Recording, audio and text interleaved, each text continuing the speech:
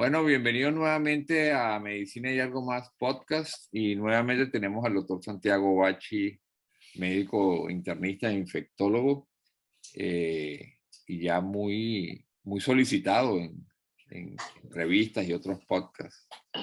Y el tema que vamos a tocar hoy con Santiago vamos a hacer una puesta al día sobre COVID-19, un update para saber qué hay de nuevo, porque hay ha habido últimamente mucho ruido acerca del COVID para variar. Entonces, lo que queremos es llevar un poco de tranquilidad a las personas acerca de este tema. Bienvenido, Santiago, nuevamente.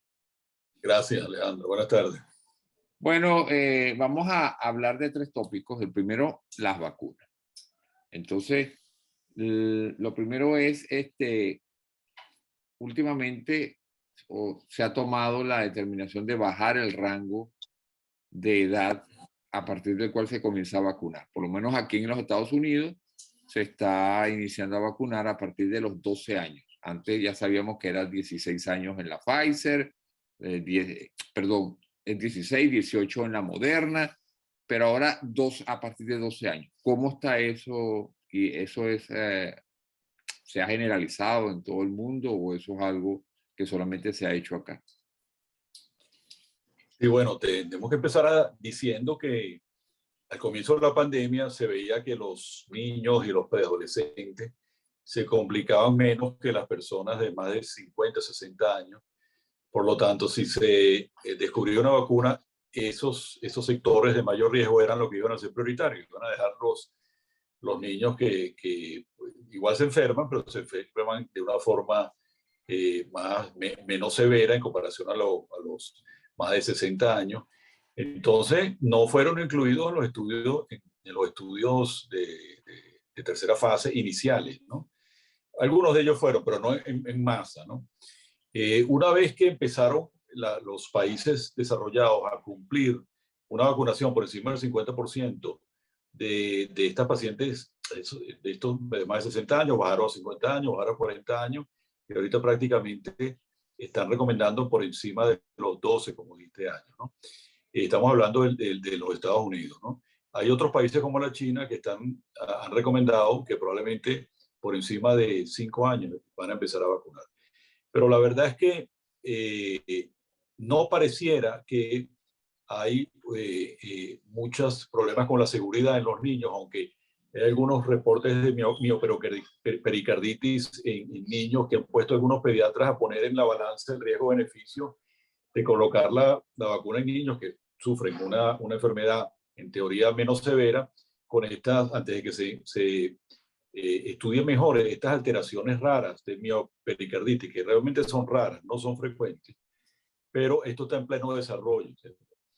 Nosotros pensamos que, y oyendo a algunos pediatras expertos, dicen que la vacunación de los niños es bien importante, porque estos pueden, si bien no se enferman en su mayoría severamente, pueden ser transmisores en el núcleo familiar y transmisores en el colegio, traen a la casa a las familias multigeneracionales. Entonces, hay que ir como 10 escuelas. Hay una escuela que dice, bueno, vamos a estudiar mejor en niños, a ver, te estoy hablando por debajo de 12 años, a ver si el riesgo-beneficio vale la pena, y otros que dicen que no, que hay que empezar a vacunar de una vez en pocos meses a toda esa franja de escolares, etcétera, porque ellos son fundamentales en la cadena de transmisión.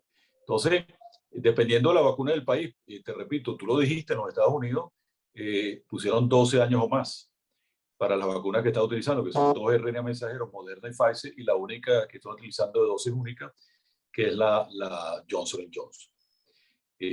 Pero esto en los próximos meses van a ver qué cambia, o se va a ir bajando la edad de vacunación y dependiendo del país y de la vacuna también. Y con respecto a las complicaciones, dijiste la miopericarditis, lo que se ha visto, que puede afectar a niños. Y en cuanto a las complicaciones en adolescentes, ya mayores de 12 años, ¿se ha visto algunas complicaciones? Porque el beneficio ya sabemos cuál es, pues, realmente. Bueno, la miopericarditis no lo es menos de 12 años. Por lo menos con la Pfizer se ha estudiado en ese franje que empezó a vacunarse de los 14 a los 18 hasta los 20, 20 y pico de años, y está siendo estudiado activamente. Recuerda que cuando tú tienes efectos secundarios raros, tienes que establecer causalidad y eso no es inmediato. Tienes que empezar a ver porque en la población siempre ocurren este tipo de casos, no solo cardiológicos, sino Guillain-Barré, inclusive fenómenos trombóticos, y tienes que ver realmente a qué porcentaje de esos pacientes son relacionados con la vacuna y cuáles no. Entonces, eso es un proceso que no es tan, necesita estudio, ¿ves? Ok, y con respecto a la franja de las mujeres embarazadas y lactando, ¿hay algo nuevo con respecto a eso? Porque digamos que yo había leído recientemente un trabajo que comparó las embarazadas que no habían recibido vacuna durante todo el embarazo hasta el parto y las que recibieron vacuna, y digamos que los problemas que tuvieron las embarazadas no vacunadas y vacunadas fueron similares, lo cual traduce que la vacuna no representó ningún impacto adicional para complicaciones en las embarazadas. Pero ¿qué hay de nuevo con respecto a eso? Sí, bueno, la vacunación embarazada es una decisión personal con su médico obstetra. No hay duda que las personas embarazadas o que han estado embarazadas recientemente tienen un mayor riesgo de enfermarse gravemente a causa del COVID-19 y eso pone que sea una indicación la vacunación en embarazadas. Lo que pasa es que, como te repito, la primera etapa no había muchas personas embarazadas en masa como para tomar una decisión. Pero no hay duda que los datos disponibles en este momento de la seguridad de las vacunas en el embarazo, aunque son limitados, cada día más apuntan hacia la vacunación. Esto es una decisión que debe tomar te repito, cada mujer embarazada con su médico y tiene que considerar el riesgo de exposición de COVID-19 de cada embarazada, los riesgos que tendría una enfermedad grave, si le da una enfermedad grave, y los beneficios de la vacunación para disminuir las formas graves y la mortalidad. O sea, en conclusión, aunque la evidencia es limitada, pero hay una creciente consenso sobre la seguridad de las vacunas en el embarazo. Por lo tanto, diferentes instituciones como el CDC recomiendan la vacunación en personas embarazadas. Mira, y en cuanto a... Dime. Sobre todo para seguridad, ellos dicen a partir de tanta semana, puede ser a partir del segundo o tercer mes, ¿no? Recuerda que los primeros 2 meses siempre los obstetras prefieren no arriesgarse a las vacunas, ¿no? Aunque pareciera que no son virus vivos, o sea que inclusive si le colocan las vacunas en esos embarazos que están comenzando, en teoría no debería haber una complicación importante sobre el feto, pero eso todavía la información es limitada. Sí, y por ejemplo, se ha hablado de si la embarazada decide no vacunarse durante el embarazo, por el motivo que sea, y luego se vacuna durante la lactancia, se ha mencionado un efecto adicional que es que los anticuerpos que desarrolla la madre pueden pasar a través de la leche materna al bebé, al que está lactando, y darle cierta protección al recién nacido. Sí, al igual que el embarazo, la lactancia también se está recomendando vacunar allá esas madres que parieron y están en la lactancia del bebé. Creo que hay mucha ansiedad en una madre, que inclusive aquellas que tienen primero o segundo hijo, pensar que algo que le coloquen a ellas le va a hacer daño al niño. Y se necesita un nivel de confianza muy grande entre los tetras, el pediatra y ellos, para que ellas se sienten con la mayor seguridad de vacunarse cuando hay lactancia. Pero repito, no pareciera haber ninguna contraindicación a la lactancia y el CDC de Atlanta y también las otras instituciones europeas están recomendando vacunarse durante la lactancia. Ahora, con respecto a la duración del efecto de la vacuna, estamos así como en una zona de penumbra. Todavía no tenemos claro cuánto tiempo realmente es el que nos ofrece las diferentes vacunas de protección.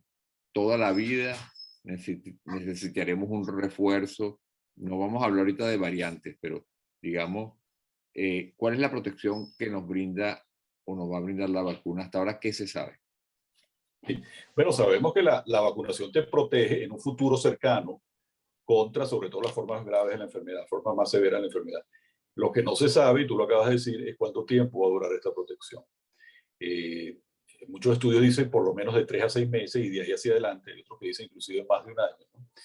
Ahí tenemos 2 ejemplos, por lo menos la vacuna de la gripe, la influenza, que se coloca, tú sabes, anualmente, sobre todo en los meses antes del invierno, ¿no? esa vacuna dura menos de un año, o sea que tienes que vacunarte todos los años contra la influenza. Eso sería un espectro. Otro espectro sería, por ejemplo, la vacuna de sarampión, que dura de por vida. Entonces, entre esos dos espectros está la vacuna del COVID. Y no se sabe todavía si vamos a necesitar en la mayoría de las vacunas un refuerzo anual. Muchos expertos dicen que sí, pero eso ya no es definitivo.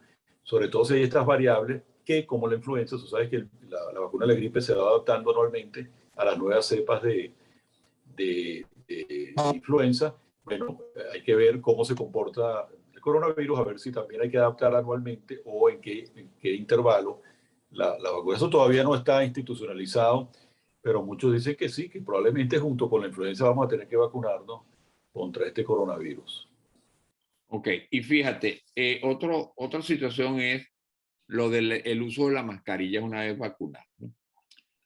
Antes de entrar en el tema de las variantes, pero digamos, aquí por ejemplo se ha relajado un poco las restricciones, entonces se dice que si te vas a reunir con personas que ya están vacunadas, puedes hacerlo sin la mascarilla, pero sigue habiendo riesgo con las personas no vacunadas, ¿verdad?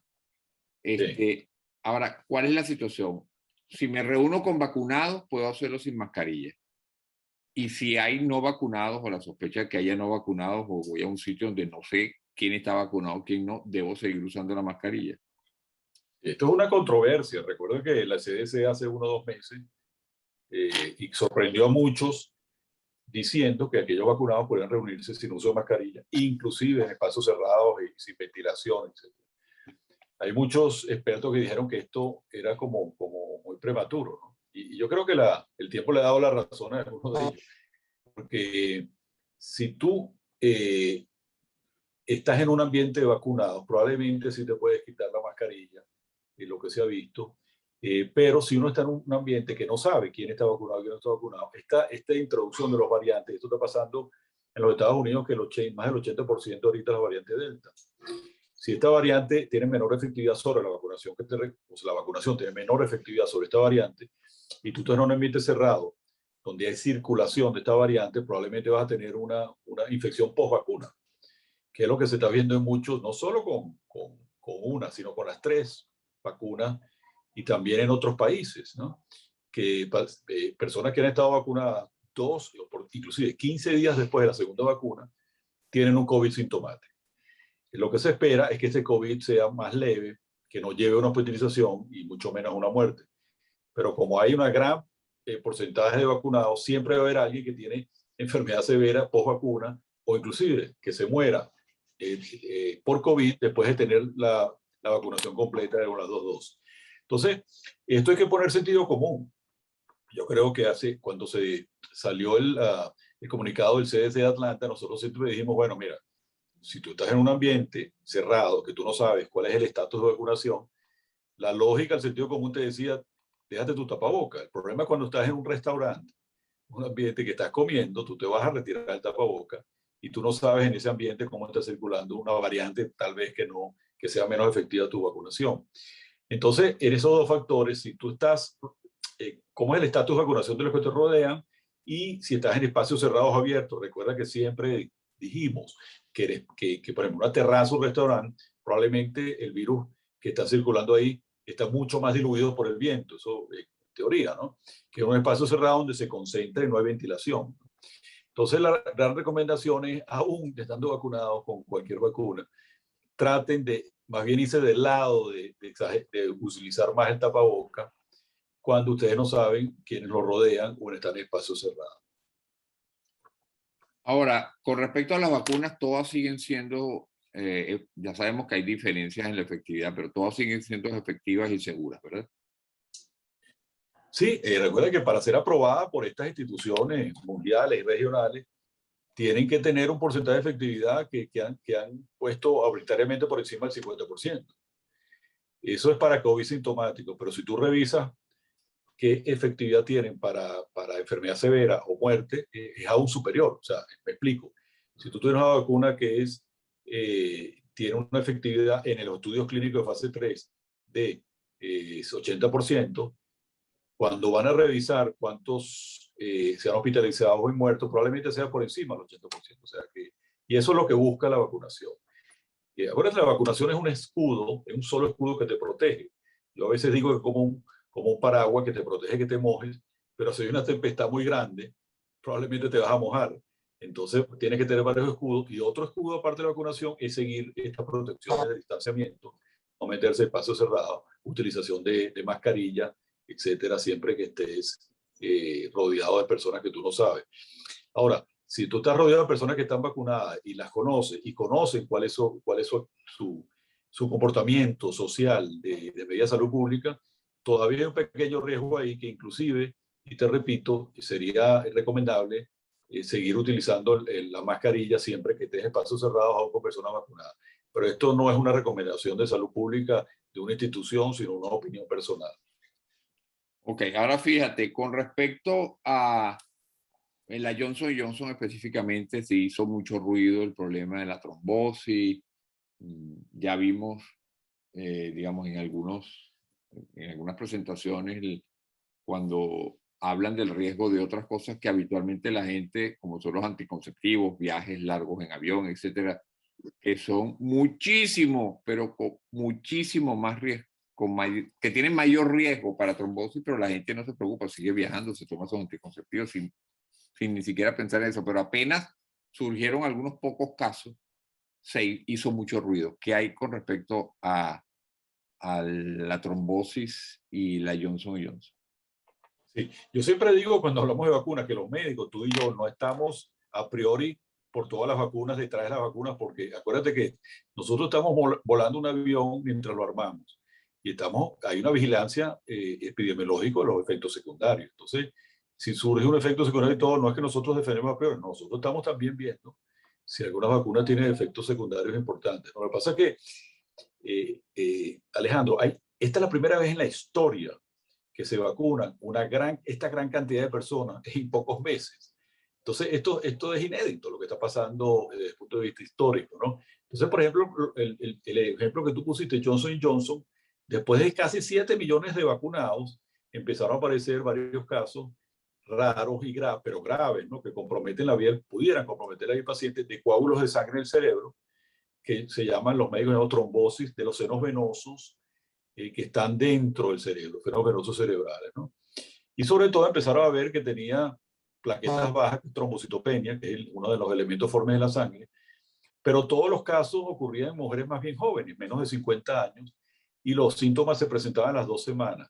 Entonces, cuando hay una alerta de esto, inmediatamente empiezan a buscar, a documentar primero los casos, a buscar qué otros factores de riesgo puede haber que no sea la vacuna y que tuvieron trombosis por eso, etc. Pero al final, cuando tú estás como una medida de salud pública de vacunar a una gran cantidad de personas, si hay un pequeño porcentaje de efectos raros, todavía el riesgo-beneficio se inclina hacia la vacunación. Por supuesto, a quien le toca esos efectos raros es el 100%, tú sabes, ¿no?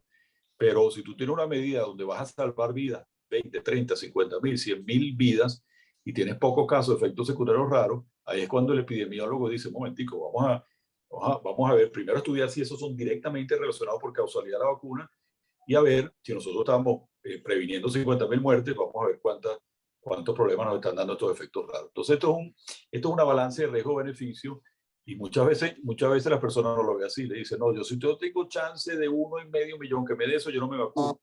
Cuando las personas deben pensar que esto está en juego su vida y su COVID prolongado, que es lo que también tenemos que hablar. No solo que te hospitalices y te mueras, sino que estés meses sufriendo de un problema que te saque de circulación de tu vida diaria, ¿no?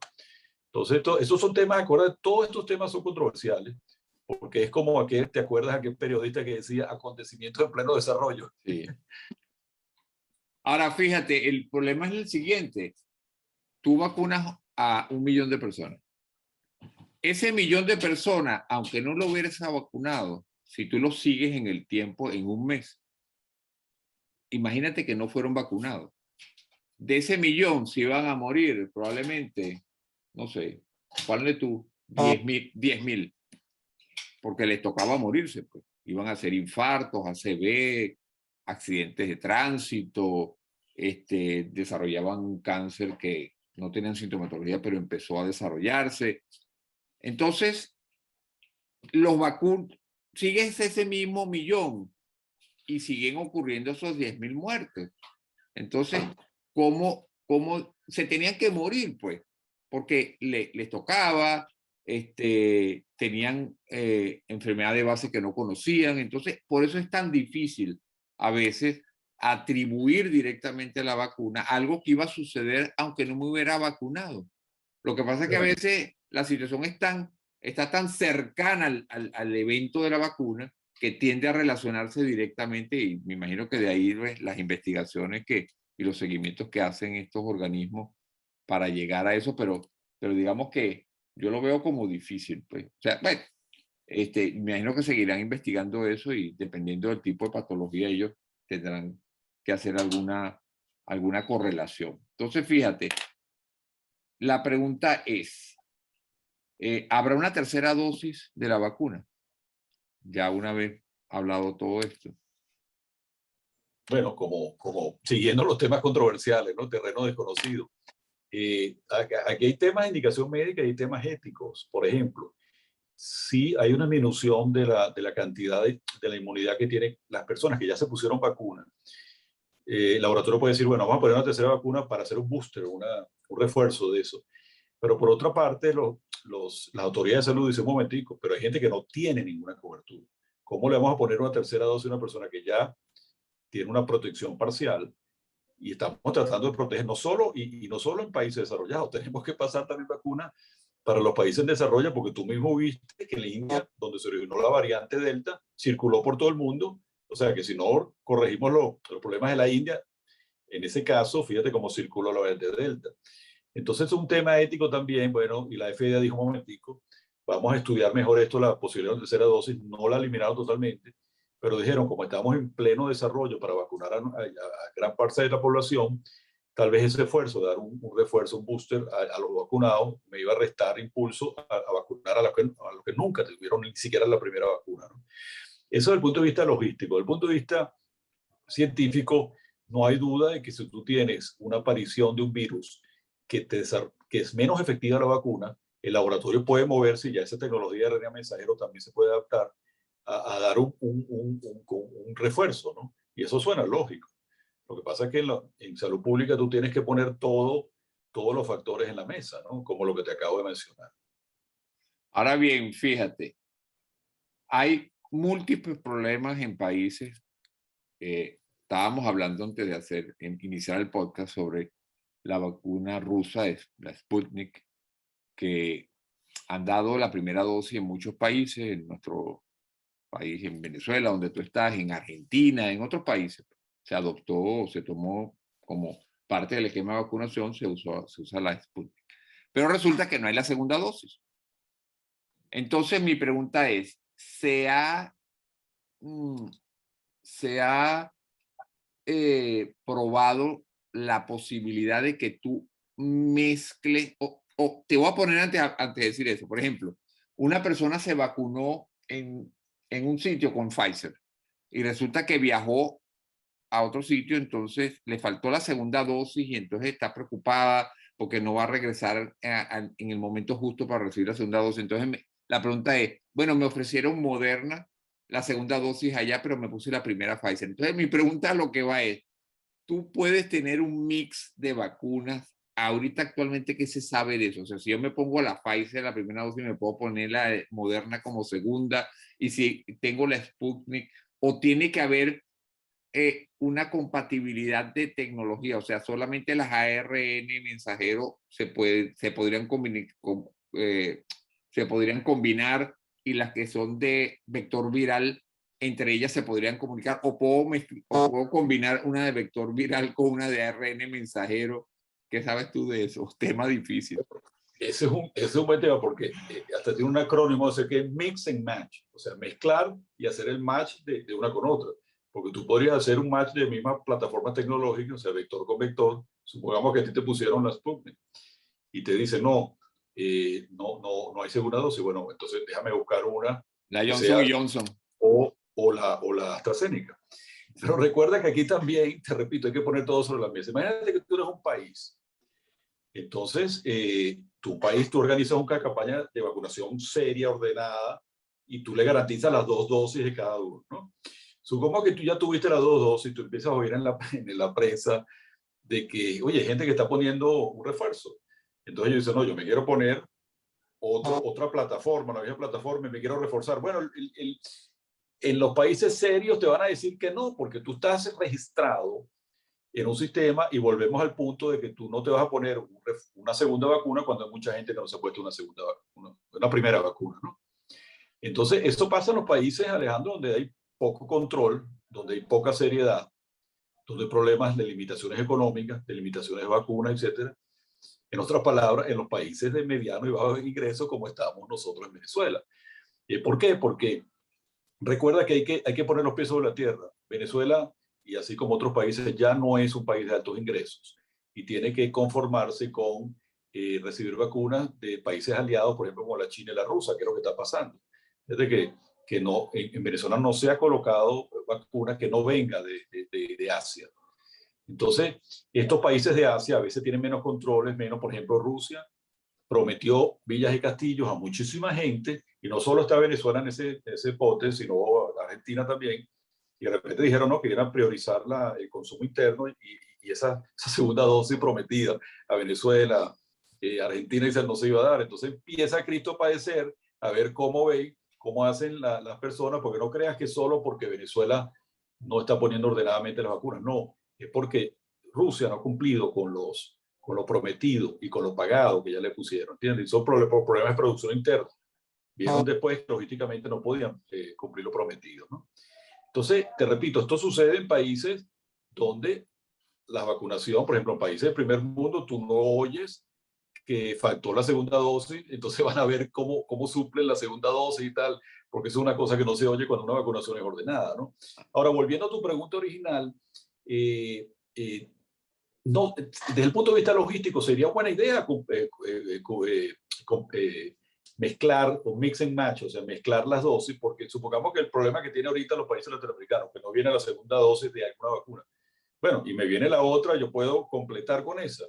Desde el punto de vista científico, inclusive hay información preliminar en países desarrollados, en España, en Inglaterra, y eso queda por verse porque esto es preliminar, que inclusive la respuesta de anticuerpos puede ser mayor que colocando las 2 dosis de la misma vacuna. Entonces, claro, tú empiezas a ver estudios aislados en países y ya la gente dice, no, aquí se puede mezclar cualquier vacuna. Y ahí empieza el problema. Tú tienes que ver ese match, a ver cuál es la vacuna que hace falta, y para eso necesitas estudios parecidos a los protocolos originales que te dijeron en la tercera fase, ¿entiendes? Pero sí pareciera que en un futuro van a empezar a mezclarse más vacunas y también a retrasar la segunda dosis. La gente dice, no, vale, me pusieron la primera dosis, esta gente es muy responsable, lo pasaron para 3 meses. Bueno, pero eso no solo es en Venezuela.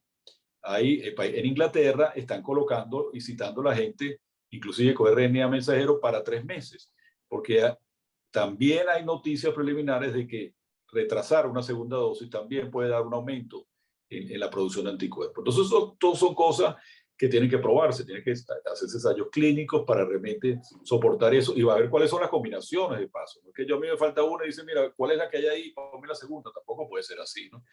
Entonces, esto es tan interesante, Hugo, porque para nosotros que estamos leyendo todos los días esto, y más o menos llevamos año y medio en esto, es difícil a veces entender, Alejandro, qué se puede hacer, qué no se puede hacer, y nos preguntan, tú no te imaginas la cantidad de preguntas que te hacen, a ver si es posible. Yo lo que decía, mira, el protocolo original es este, hay información preliminar que sí se podría, pero no podemos llegar a una conclusión cuál es la decisión que tú tienes que tomar, ¿no?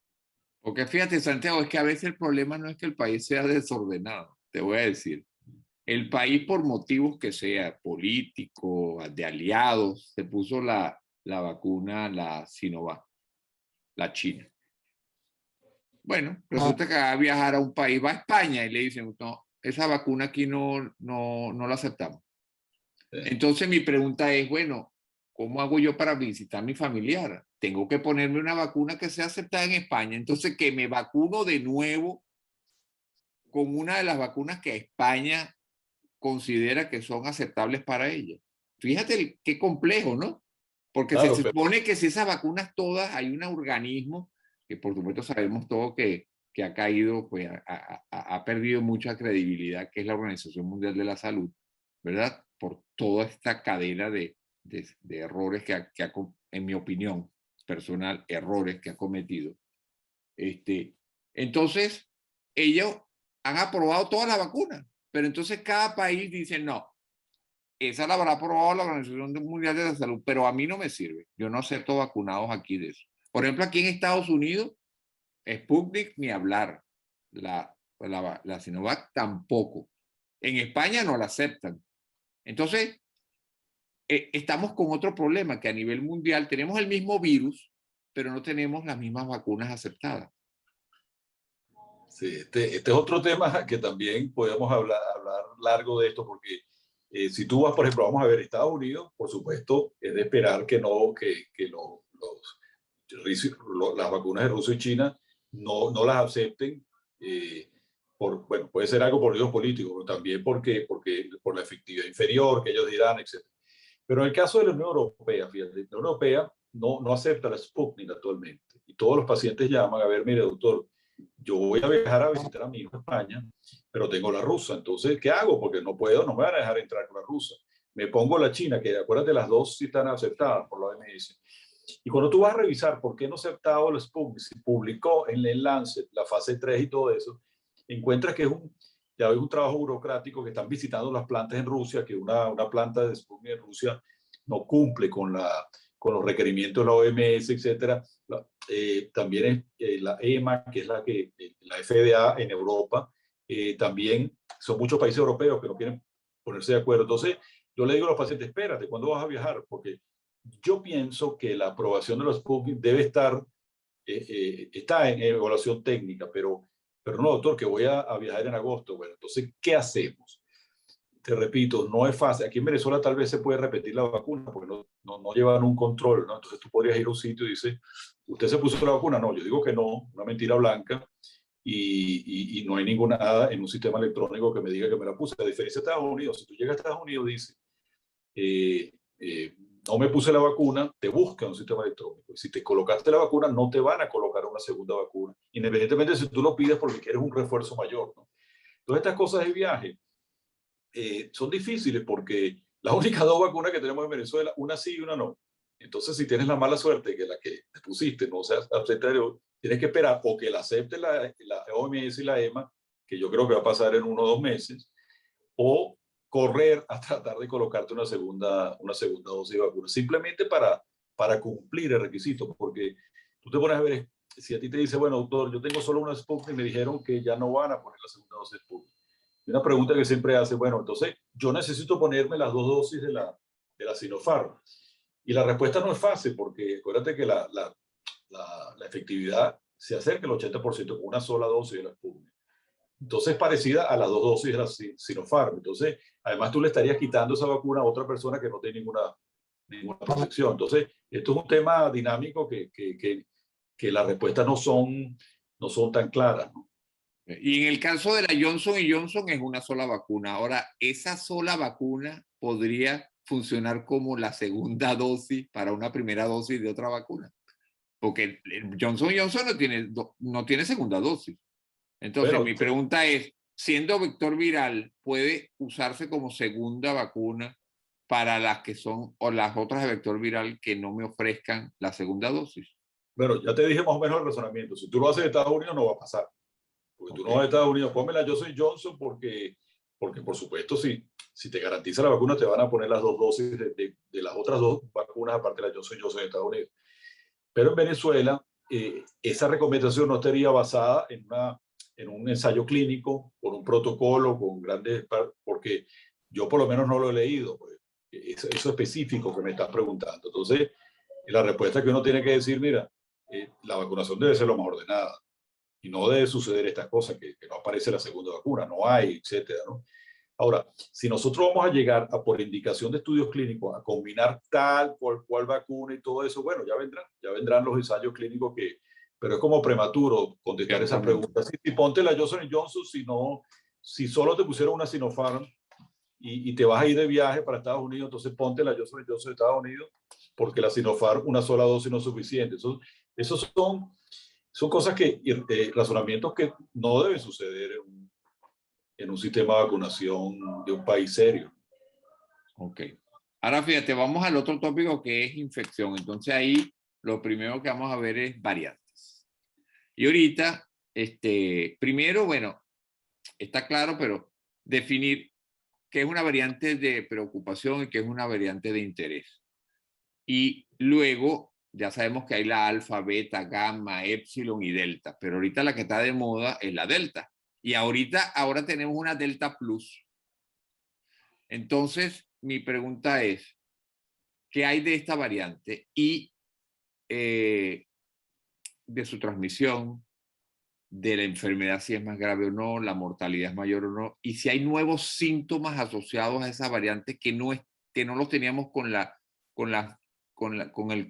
el virus original, ahora se está viendo otra sintomatología que pueda hacer que la persona no reconozca, incluso el personal médico se desoriente, pues porque empiezan a haber otros síntomas que no son los que ya conocemos y se habla a menudo.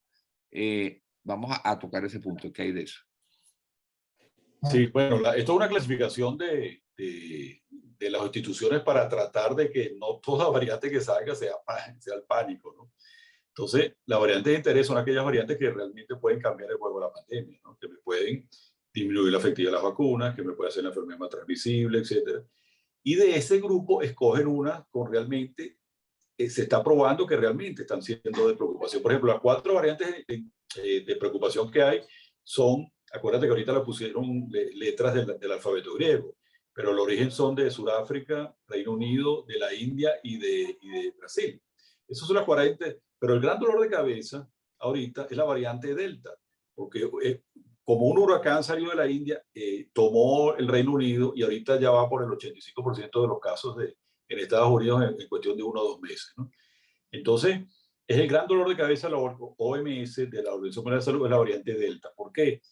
Porque increíble, aunque los estudios son preliminares, la transmisibilidad puede ser inclusive el doble de la variante del Reino Unido, que es la variante alfa, o inclusive 8 veces más transmisible que la variante original de Wuhan, ¿no? Esto es lo que uno lee.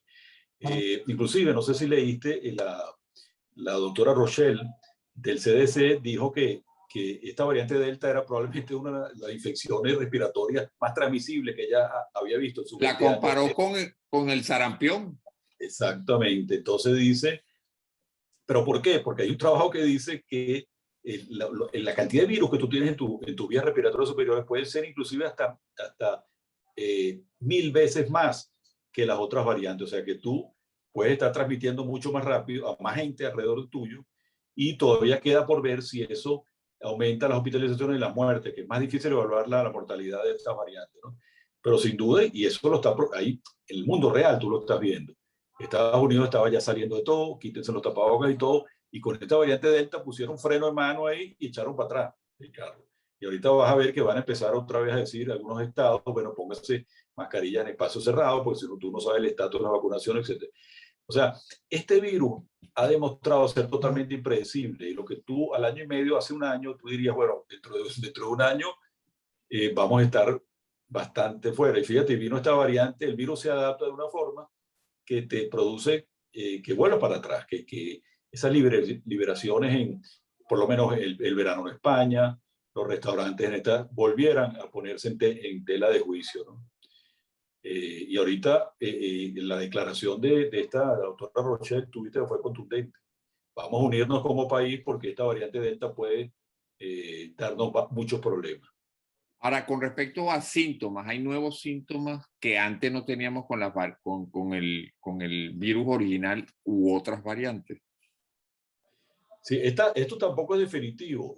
Hay reportes anecdóticos de que hay una presentación con la variante Delta que predomina algunos síntomas a diferencia del Wuhan original.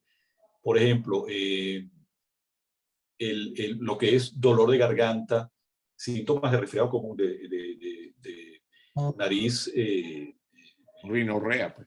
rinorrea, es más frecuente en la variante Delta, dice, por lo menos que se te vaya el olfato y el gusto, etc. Eso surgió en una serie de Reino Unido, ¿no? Porque se parece más a un resfriado común. Sí, pero eso tampoco es definitivo. Acuérdate que tú tienes uno o dos trabajos que salen y eso no es una... Claro. Tiene que ser confirmado, ¿no? Pero al final, yo creo que la mayoría de las presentaciones cumplen todo un espectro, no solo la del Wuhan, la de la Alfa, sino Delta. Tú sabes muy bien que van desde asintomática hasta la enfermedad severa y muerte.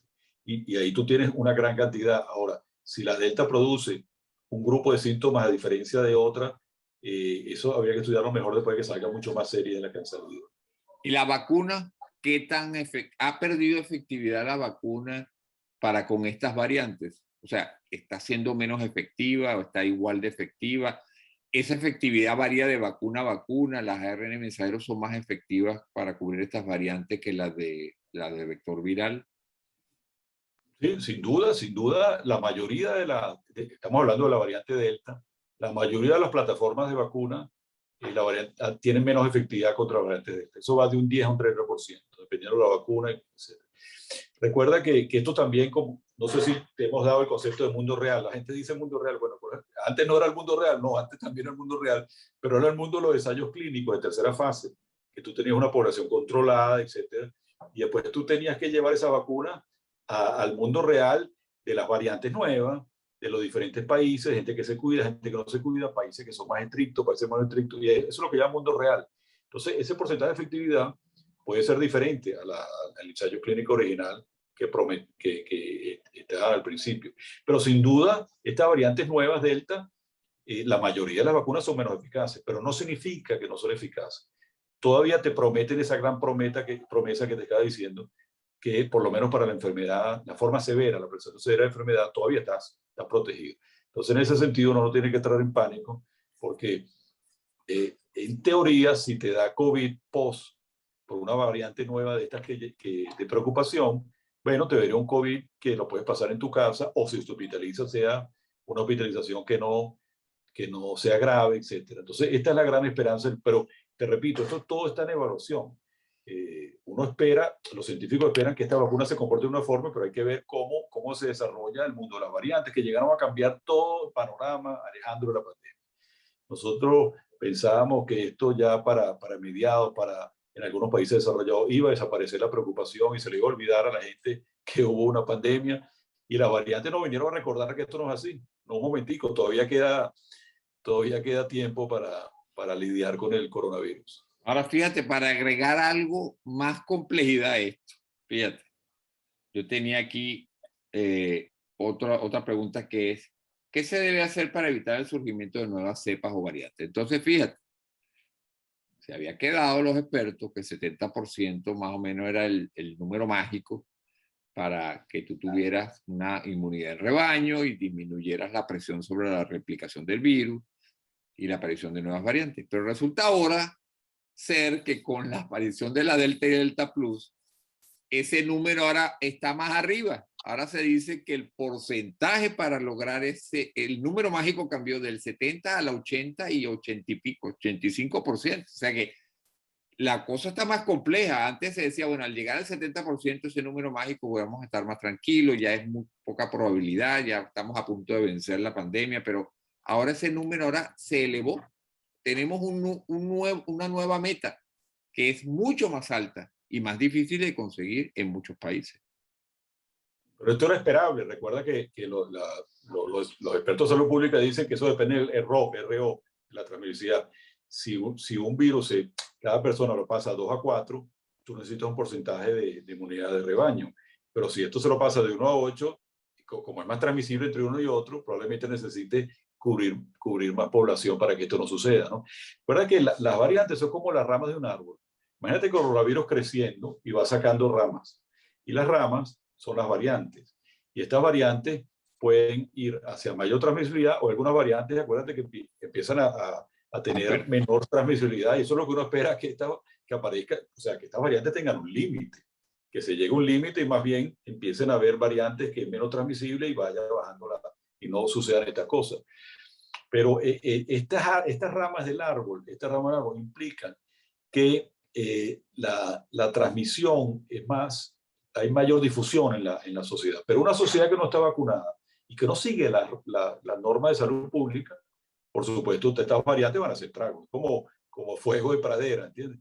Por eso pasó en la China. La China surgió esta variante que es la de mayor preocupación actualmente, en una población que tiene un porcentaje de vacunación muy bajo, y fíjate como no solo se regó como fuego en la pradera de la India, sino que empezó como un huracán en Reino Unido y Estados Unidos. Entonces, ¿cuál es la primera arma para disminuir las variantes? Bueno, tratar de vacunar lo más pronto posible y tratar de mantenerlas, mientras esas variantes se están desarrollando, todas las medidas de contención que ya conocemos y tú conoces, ¿no?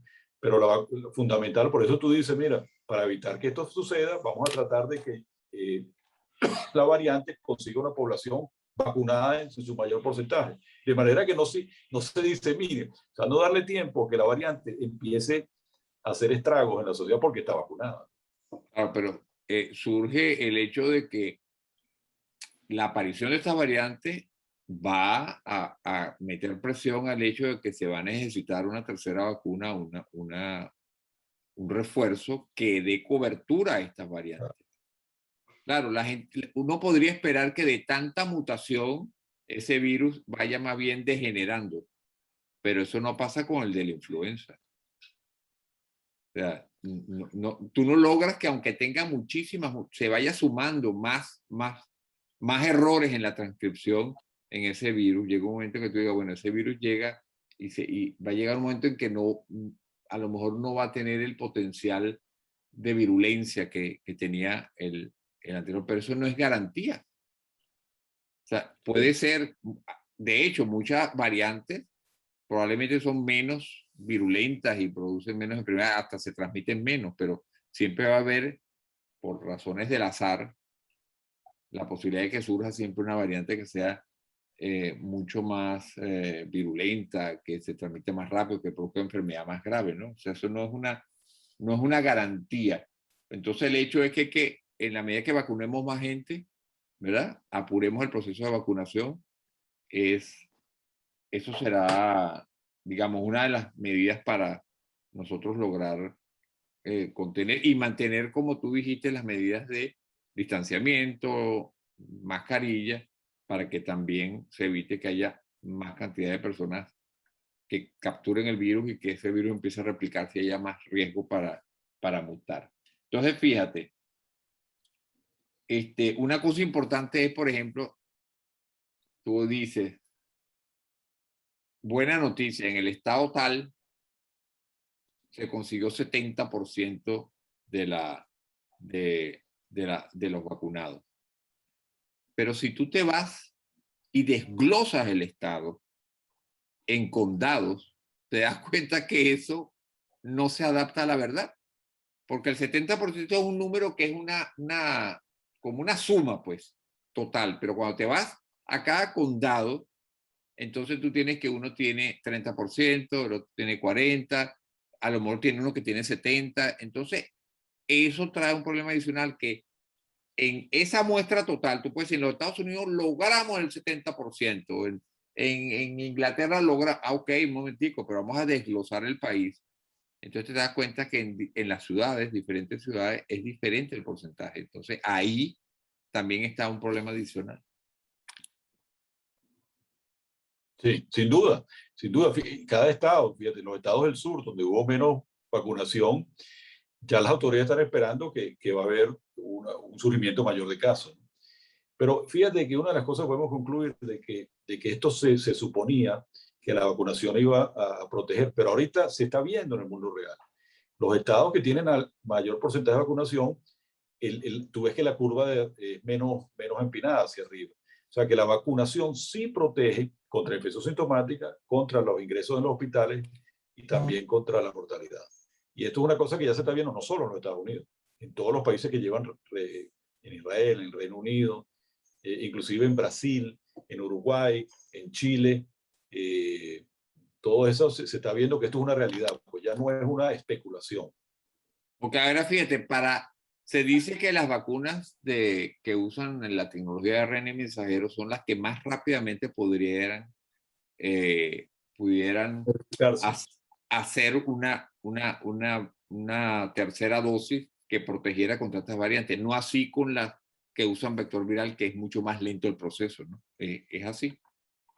Sí, sí, bueno, lo que uno ve es que inclusive estas Moderna, Pfizer, dicen, no, ya yo tengo lista la vacuna de segunda generación para la Delta. Entonces, y eso fue lo que hizo, lo puso, y la FDA se lo paró un poco, ¿no? Espérate, porque ellos son encargados de una medida de salud pública de todo un país y no de solo las personas que necesitan un refuerzo, un booster. Pero sin duda, yo creo que es preliminar, pero sí va a haber va a haber segunda generación de vacunas, tercera generación de vacunas, tratando de encontrar una vacuna mucho mejor, sobre todo con estas tecnologías nuevas, ¿no? De RNA mensajero. Ahora, fíjate, la persona se enfermó con virus, la variante Delta. Los medicamentos, ya para la persona enferma, que se habían estado usando para el virus original de otras variantes, ¿siguen igualmente siendo efectivos o, al igual que la vacuna, pierden efectividad cuando se usan contra esta variante? Los medicamentos como tal. Bueno, tenemos que partir qué medicamentos, por ejemplo. Fíjate que hay como grandes como unidades de ataque contra el coronavirus. Está los corticosteroides, que es la dexametasona, y es difícil evaluar si las variantes modifican, o sea, si ese beneficio de mortalidad que tienes con dexametasona se va a modificar de las variantes, ¿no? Después tienes anticoagulación en pacientes hospitalizados, después tienes antivirales como el Remdesivir en parenterales, que todavía hay una discusión, pero todavía se sigue utilizando sobre todo de forma precoz, en los primeros 7 días, para disminuir la cantidad de días enfermos y algunos trabajos de esa mortalidad, que eso está en discusión. Hay anticuerpos monoclonales. Inclusive fíjate esta publicación de combinar dexametasona con tocilizumab, que la OMS dijo que aquellos pacientes que se están deteriorando rápidamente. Ahora, evaluar si todas esas medidas son menos efectivas con la variante Delta, yo no he visto que sea evaluada en un gran número de personas, ¿no? Inclusive en Estados Unidos están poniendo anticuerpos monoclonales en una sola dosis en los primeros 3 días, ¿no? Pero también tienen tienes que tener más de cierta edad, tienes que tener ciertos factores de riesgo como peso, etc. Entonces, eso no se ha evaluado tanto si las variantes han venido a cambiar el tratamiento, ¿no? Seguimos dando los tratamientos para todos los pacientes clínicamente enfermos y después veremos si hay alguna de estas características de las variantes que hacen que respondan menos a antivirales, a corticosteroides, etcétera. Eso queda por ver, ¿no? Y como estamos hablando de medicamentos, una de las preguntas obligadas es, ¿existen nuevos medicamentos aprobados para el tratamiento de COVID ya sintomático, el enfermo de COVID? Están en vías por ejemplo, hay antivirales vía oral que se esperan que para este otoño, que son medicamentos orales que tú puedes tomar en la casa los primeros 2 o 3 días de síntomas, ¿no? Como molnupiravir, y hay varios. Pero en estos últimos 3 meses, aparte de estos anticuerpos monoclonales que te digo, aparte del Remdesivir, no ha habido una suma de nuevos medicamentos para el tratamiento de COVID, ¿no? Recuerda que el tratamiento antiviral históricamente ha sido muy difícil. Tratar los virus no es fácil. Y tú lo tienes con influenza, lo tienes con ébola, lo tienes con herpes, lo tienes con Epstein-Barr. No es fácil tratar los virus. Y esto no es ninguna excepción el coronavirus, porque nunca la ciencia ha sido muy efectiva en tratar, y siempre tiene que ser dado de forma precoz. Por ejemplo, recuerdas que el herpes, la varicela, varicela zoster, tú tenías que darlo los primeros 2 o 3 días. Bueno, así más o menos es el coronavirus. Mientras más temprano tú inhibas la replicación viral, vas a tener un mejor efecto sobre lo que tú buscas, ¿no? Entonces no es fácil, no es como los antibióticos, tú puedes sacar unos antibióticos, etc. Los antivirales son un poquito más complejos, pero hay una investigación también inédita en la historia de cuáles son antivirales nuevos que pueden atacar este tipo de virus en forma precoz. Y con respecto al diagnóstico, ¿es posible que estos virus de alguna manera hagan que los test diagnósticos sean menos efectivos en las fases iniciales? Hay nuevos tests que se han desarrollado. ¿Qué hay de nuevo en eso? También esa es otra preocupación, o sea, disminución de la efectividad de las vacunas, disminución de la posibilidad de detectarlo, si hay cambios en el virus, los test que tú tienes pudiera, pero eso está también de preocupación, no se ha aprobado. Pero sí ha habido avances en la detección. Mira, hay pruebas point of care, o sea, sitio de cuidado que te dan, que puedes hacer un PCR en mucho menos tiempo. Inclusive en el sitio hay pruebas rápidas que están avanzando. Hay unas pruebas que tienes que hacer en un laboratorio de referencia, pero hay otras pruebas que puedes hacer en la casa o en centros de salud mucho más pequeños. Entonces sí, eso sí es un poquito más rápido. Y lo que nosotros esperamos es que se haga una prueba que sea bastante sensible y específica, que tú la hagas en la casa. Sí, como un autotest, como la de embarazo. Pues.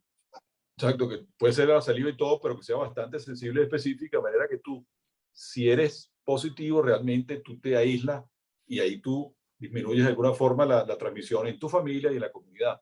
Y eso es eso sí se ha avanzado, pero sobre todo los países más desarrollados, países que tienen menos recursos, es difícil que estas pruebas lleguen con la celeridad que pudieran llegar a un país del primer mundo. Sí, sería buenísimo, así como en el test de embarazo, que tú mismo te hagas el autotest y enseguida salga un positivo y diga, bueno, ya soy positivo, yo tomo las medidas y aviso a mi médico, por supuesto, que siempre es importante. En eso se está trabajando y hay grandes avances. Perfecto. Bueno, Santiago, yo creo que ya cubrimos todo lo que pudieran ser las inquietudes de lo que sigue siendo un problema que a mí no me gusta ser pesimista en estos casos, ¿no? Pensar que este virus llegó para quedarse. O sea, si bien no sabemos si va a ser como otro, como el predecesor de este que llegó y se fue. Pues. Sí, bueno, la historia se escribe con datos del pasado, no con los datos del futuro. Pero, como te repito, esto nos ha sorprendido el coronavirus y no sabemos cómo se ha de desenvolver, pero muchas personas dicen que esto pudiera quedar endémico, así como la influenza. Recuerda que la gripe de 1918-19 fue un virus de influenza que después, en mucho de su estructura, quedó endémico en el mundo, ¿no? Y esto no hay duda de que probablemente el coronavirus también va a quedar endémico. Y los gobiernos están viendo que hay que aprender a vivir con el coronavirus. Fíjate que muchos gobiernos, esto es controversial, dicen, bueno, vamos a dejarlo pasar, let it be, o sea, dejarlo ser y no nos vamos a concentrar tanto en los casos clínicos, sino en las hospitalizaciones y las muertes, porque no podemos parar la economía para siempre. ¿Entiendes? Porque acuérdate que los efectos de la economía de 1, 2, 3 años probablemente a veces son superiores a los efectos deleterios del virus. Entonces, los medios de vida son muy importantes. Y tú cuando ves que ya llevas año y medio y tal, tú verás países que están diciendo, bueno, vamos a aprender a vivir con ellos a un nivel tanto de coronavirus, pero que la economía se empiece a mover, aún cuando hay casos, aún cuando hay brotes, ¿no? Y esto se está haciendo en Singapur, etcétera, y hay otros que critican que esa apertura ha sido muy rápida, pero otros que dicen, mira, vamos a hacer una apertura suave, que dicen, en vez de ser, pero no pararse, porque muchos países están viendo que ya el daño, que lo vamos a ver en los próximos años a la economía, que ya está hecho, podría ser inmensamente mayor si nosotros no aprendemos a vivir con el virus. Ahora fíjate, porque inicialmente esto fue una epidemia, digamos, hubo una dispersión del virus en un sitio localizado y luego se extendió a todo el mundo y le dieron la connotación de una pandemia. Pero fíjate ahora vamos ya no es una pandemia, esto va a ser una enfermedad endémica, pero fíjate qué interesante, no endémica de ningún país en especial, endémica del planeta Tierra. O sea, ¿cómo se llama eso? Pues, porque tú dices, bueno, hay enfermedades que son endémicas porque son enfermedades tropicales o dependen del clima, de ciertos vectores que no pueden vivir en otros países. Pero en este caso, la endemia implica todo el planeta Tierra. O sea, llegó, claro. Si la declaro endémica es que llegó y se va a quedar aquí. Claro, pero como la influenza, ¿tú te acuerdas un personaje que dijo, ¿con qué se come eso? ¿Qué es eso endémico? Bueno, endémico es que tú tienes que estar esperando que va a haber hospitalizaciones, gente que se muere por el coronavirus en los próximos años, ¿entiendes? Como es la influenza. Recuérdate que hay miles de muertos por influenza, aún con vacuna. Entonces, probablemente pase algo similar. Bueno, eso es lo que tenemos que ver, pero es posible que sigamos viendo personas que fallecen de coronavirus y tal, y que aprendamos a vivir con esa realidad como lo hacemos con la influenza. Perfecto. Bueno, nada, yo creo que con esto cubrimos todo. Gracias de nuevo, Santiago, por tu amabilidad y estar presente aquí conmigo en Medicina y Algo Más podcast, y quedas invitado para una nueva ocasión. Esperemos que el próximo tema que hablemos no sea sobre COVID. Eso se lo No, no, prometo yo a los oyentes. Vamos a tratar de otros temas bien interesantes, porque siempre el tema de las infecciones es algo que a la gente le preocupa mucho. Vamos a tratar en lo posible que la próxima vez que conversemos no sea de COVID, no porque queramos evitarlo, sino porque ya estemos en un mejor momento. sí. Bueno, mira, no, de nuevo para mí, poca gente sabe que yo hablo contigo porque nosotros compartimos a edades menores en otra Venezuela muchísimas cosas y para mí es un placer volver a conversar contigo adaptándonos a los temas modernos. ¿Qué íbamos a pensar nosotros cuando estábamos viajando por Venezuela dando charlas? Que iba a haber una pandemia parecida a la gripe española. Esto es histórico. Estamos presenciando algo que tenemos como para contarlos a los nietos, ¿no? Bueno, Santiago, un gusto haberte tenido en Medicina y Algo Más podcast, y quedamos pendientes para un nuevo encuentro. Un abrazo. Cuídense mucho.